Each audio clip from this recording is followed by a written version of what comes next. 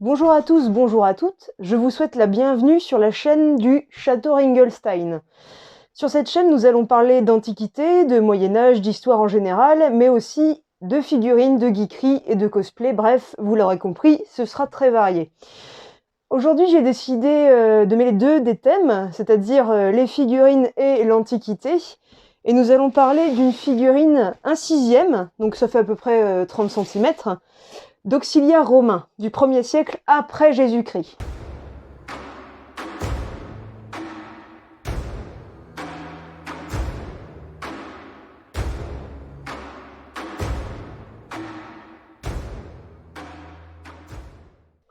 Donc, c'est une figurine de la marque Caustic Plastic, que je ne connais pas du tout, on va découvrir ça ensemble. C'est parti. Alors, déjà, le packaging, Légion of Rome.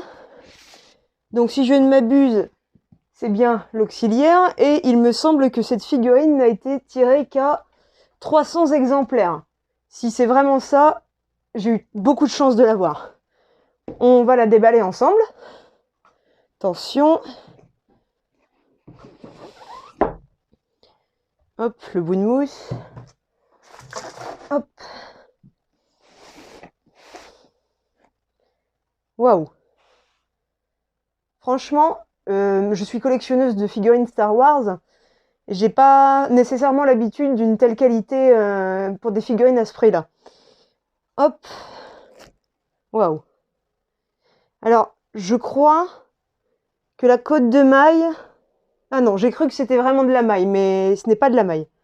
Mais c'est très très bien fait, en tout cas. Très très belle imitation. Ensuite, on a les petites chaussures en simili-cuir. Les bandelettes en tissu. La jupette en tissu également de bonne qualité. Hop. Et la petite tête que je vous montrerai après. Et honnêtement, c'est assez bien géré, je trouve, pour les cheveux, la barbe et même les yeux. Hop, on va passer aux accessoires. Je la pose là pour l'instant sur le bout de mousse. On a deux petites mains sûrement pour tenir le glaive, le bouclier, tout ça. Je pose ça là sur la mousse également. On a une petite cape orange jaune. Ensuite, donc il y a le petit paquet voilà, de mousse, on s'en fout. Ensuite, c'est très joli ce que je vois. On a... Ah, ça c'est un petit peu plus dommage.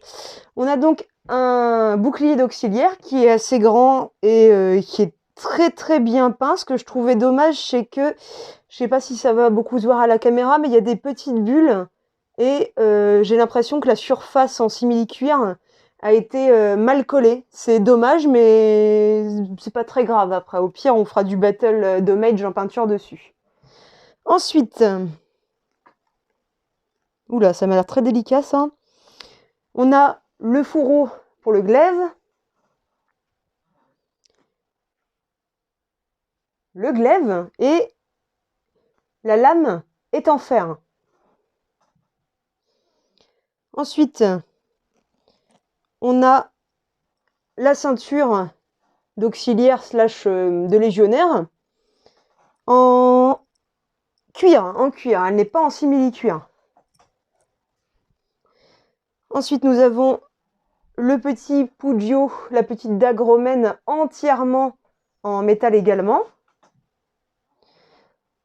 Ensuite, hop, on a le petit socle avec marqué Legion of Rome dessus, donc c'est super classe. Hop. Ensuite, attends, ça m'a l'air fragile ça. Oh, c'était chaud ça. On a la lance, enfin un bout de lance avec, ah bah voilà, l'autre bout est ici et en fait ça s'imbrique. Et bah ça s'imbrique pas. Il va falloir que je le colle. Hop. Et ensuite, on a le casque de l'auxiliaire romain qui est en métal. Et franchement, c'est en métal pour ce prix-là, je suis même surprise. Hop, est-ce qu'il y a d'autres accessoires? Ah non. D'accord, en fait, c'est juste une petite instruction comme quoi le casque risque de ne... Les petites attaches du casque risquent de ne pas tenir, et il y a des petits autocollants fournis avec. Bon, on verra ce que ça donne. Et voilà. On arrive au fond de la boîte. On va passer donc sur le détail de la figurine en gros plan. C'est parti. Donc nous revoici pour les gros plans donc, sur les détails de la figurine et de ses accessoires. On va commencer justement par les 10 accessoires. Donc c'est ce que je disais tout à l'heure, le bouclier. Donc très très jolie peinture. Donc c'est fait à la main, là ça se voit parce que ça déborde un petit peu, mais pour de l'antiquité, du matériel historique en figurine, moi je trouve que c'est pas très très grave, on va dire que ça fait partie du jeu. Donc le petit Humbo est en plastique, hein. Et ce que je disais qui est dommage, c'est que les petites parties ici ont été mal collées. Bon après, moi ça me dérange pas. Pour des collectionneurs un peu plus pointilleux peut-être. Donc dommage pour ça, mais sinon c'est très joli. Il y a pas mal de détails, même le simili-cuir est bien fait. Donc ensuite, tac tac tac, on a l'arrière du bouclier, donc toujours avec les petits détails d'armature en plastique, mais qui sont très très bien détaillés comme si c'était du véritable métal. Ici, toujours en plastique, on a la poignée qui fait un très très bel effet de cuir. Hop, je vous montre d'un petit peu plus près. Ensuite, on va passer à la petite ceinture. Hop, que voici. Donc ici, je crois aussi que ce n'est pas finalement du simili-cuir, mais que c'est bien du cuir. Ça se voit un petit peu là au tannage, j'ai l'impression. Donc très très très très bon point. Je trouve que ça fait beaucoup plus réaliste et ça tiendra peut-être mieux dans le temps que du simili-cuir. Ici, on a des petits détails qui sont en plastique également. Et ici, d'autres petits détails qui sont très très bien réalisés. Donc ici, sur la petite ceinture, on a des décorations. Et nous avons le fourreau de la dague, du Pujo, qui est juste magnifique également dans le détail. Les petites attaches sont en métal et le reste est tout en plastique. Et on voit quasiment pas la jointure là, c'est super bien géré. Ensuite, on passe au fourreau du glaive. Donc pareil, petite ceinture en cuir. Et ici, l'attache, hop, est bien en métal. Le fourreau est en plastique également. Super bien détaillé ici, décorativement. Voilà. Petites attaches en métal également. Ensuite, nous allons passer au glaive. Donc que voici. Donc magnifiquement détaillé également. Et la lame, comme je l'ai dit, c'est du solide, c'est du métal, vous pouvez y aller. Voilà. Ensuite, on va passer au Pujo, la petite dague romaine. Et c'est pareil, c'est vraiment... Alors, je ne sais pas si on se rend compte, mais c'est vraiment tout petit. Et ils arrivent à faire des détails, que ça soit sur le métal, on dirait vraiment du métal forgé, que sur les petits détails, genre là, la petite fleur ou la petite orbe, je sais pas trop, mais c'est pour une figurine de cette taille-là, c'est vraiment impressionnant les détails, quoi. Ensuite, alors il y a quelque chose que j'avais oublié de vous montrer parce que je ne l'avais pas vu au départ. C'est de tout petits bracelets en plastique qui vont orner les poignets de notre auxiliaire. Donc il y en a deux. Hop. Attendez, le zoom. Fais-toi le zoom. Voilà. Donc deux petits bracelets en plastique. Ensuite, on va passer au casque, que voici. Donc comme je le disais, lui n'est pas en plastique, il est en métal. Ce qui est super. Donc voici l'intérieur. Donc pour ne pas abîmer la figurine, je pense que je mettrai un petit bout de mousse supplémentaire ici, pour ne pas abîmer la peinture des cheveux. Et sinon, il y a les petites protections pour les joues qui sont en coton. J'aurais préféré du simili-cuir, ça aurait été plus enfin, ça aurait été mieux dans l'ensemble, je trouve, plutôt que du coton.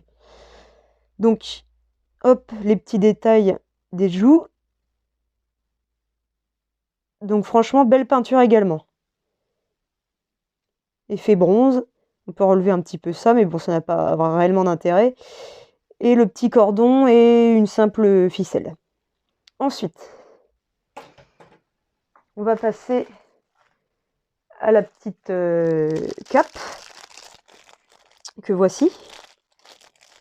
Et dont... Comment ça s'ouvre? Hop, voilà. Donc ça, c'est un élément qui me faisait un peu peur déjà quand j'avais vu les visuels. Le tissu semblait un peu cheap, un peu trop brillant. Mais au final, non, ça va. Ça va. C'est moins catastrophique que ce qu'il y avait dans le visuel, je trouve. C'est pas trop brillant. Et ça passe magnifiquement bien. Parce qu'on parle quand même d'un auxiliaire. Hein. C'est un gars qui va aller enfin, pas forcément dans les premières lignes.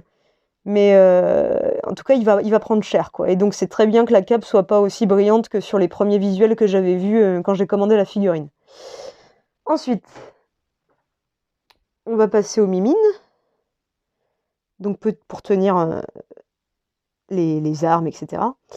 Donc, honnêtement, ils auraient pu peut-être faire un petit effort sur la teinte.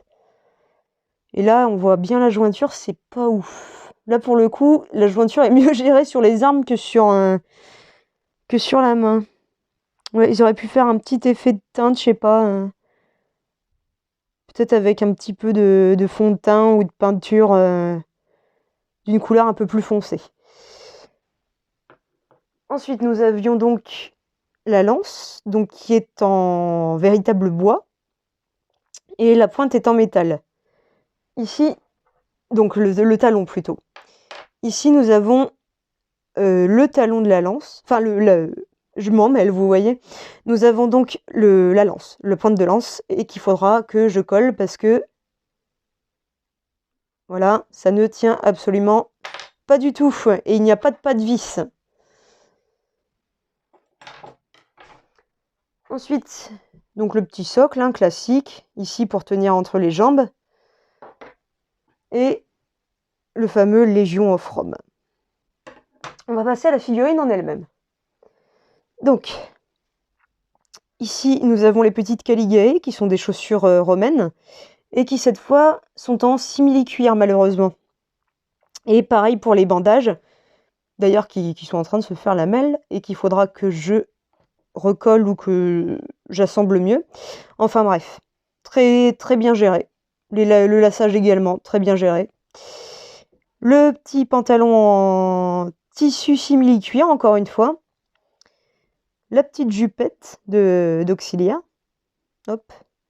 C'est bien, c'est pareil. Là, c'est un petit peu de ratage, on va dire, de couture, mais c'est pas très grave.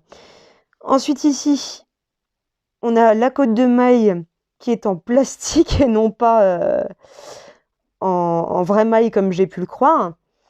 Avec ici des petits détails en simili-cuir et en plastique. Hop, je la tourne un petit peu. Ici, le lassage de la côte de maille.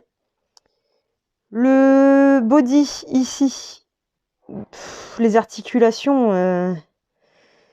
Bon, ils auraient pu, selon moi, faire un petit peu mieux, mais honnêtement, pour ce prix-là, et tout ce qu'il y a dans la figurine, c'est très très cool. Je vais pas me plaindre. On va donc passer au visage. Que voici. Donc, les yeux sont super bien gérés. Il y a un petit reflet, là, vous voyez, comme sur des vrais yeux. Et je trouve ça impressionnant. Ça le rend vraiment vivant, en fait. La barbe est... Enfin, la simili-barbe, plutôt, est bien gérée, bien peinte, bien gérée également. Et les cheveux, donc, sont en plastique. Et sont également pas mal peints du tout. Moi, je la trouve super belle, cette figurine. Et contrairement au body et aux mains, là, ils ont vraiment fait un effort sur la peinture du visage. Et ouais, il a l'air vivant, le type, quoi. C'est super. Hop, je la montre un petit peu à l'arrière. Bon, les amis, on va passer au montage et à la pose de la figurine.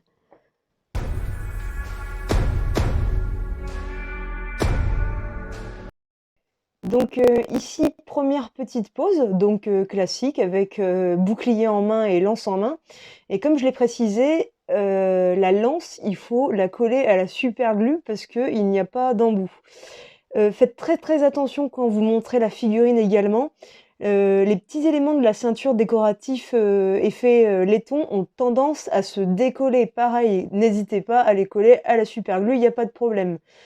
Au niveau du fourreau du Puggio, de la dague, le Puggio passe sans problème. En revanche, petite déception, le glaive ne passe pas dans son fourreau. Donc dommage, au pire vous mettez comme je l'ai fait là, le fourreau en arrière et ça se voit pas trop si vous voulez faire lui prendre cette pose là. Ensuite, une deuxième petite pose, donc un petit peu plus dynamique, avec tout l'ensemble, le casque, le bouclier, le glaive. Le body un petit peu rigide, mais franchement, on arrive à faire des trucs sympas. Et faites attention, de même quand vous équiperez le casque et la sangle, il faut bien la mettre, parce que sinon le casque, whoop, il se fait la malle. Troisième petite pause. Là, on est clairement sur l'auxiliaire qui en a plus rien à faire, qui est au bout de sa vie et qui du coup sort les deux lames, le glaive et le Puggio. C'est parti pour aller démanteler du Germain ou du Gaulois. Encore une autre pause. Cette fois, casque en main, en repos, avec la cape qui lui couvre les épaules. Peut-être sûrement après un combat, qui sait. On va passer à la conclusion.